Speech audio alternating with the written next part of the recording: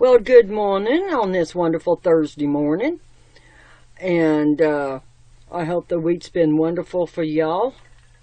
Salute with a glass of water.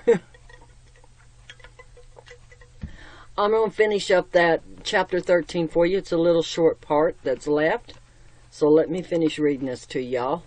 Starting at 11.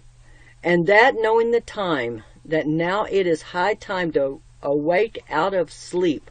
For now is our salvation nearer than when we believed.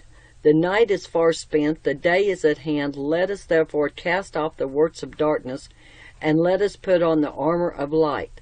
Let us walk honestly as in the day, not in rioting and drunkenness, not in chambering and wantonness, not in strife and envy, honestly and decently. That's what it said in parentheses. But put ye on the Lord Jesus Christ, and make not province for the flesh, to fulfill the lust thereof. Every day gets closer and closer and closer. So we need to put on the armor of light.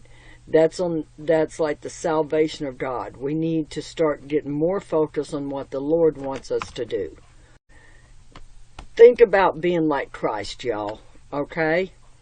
And don't worry about making provisions for your flesh, okay, to fulfill your lust. In other words, don't worry about going out and buying the latest car and the latest house and all this other stuff, Don't worry about your fleshly lust, okay? In fact, you need to be having that put aside, okay? And think about the Lord. Focus on God and what He wants.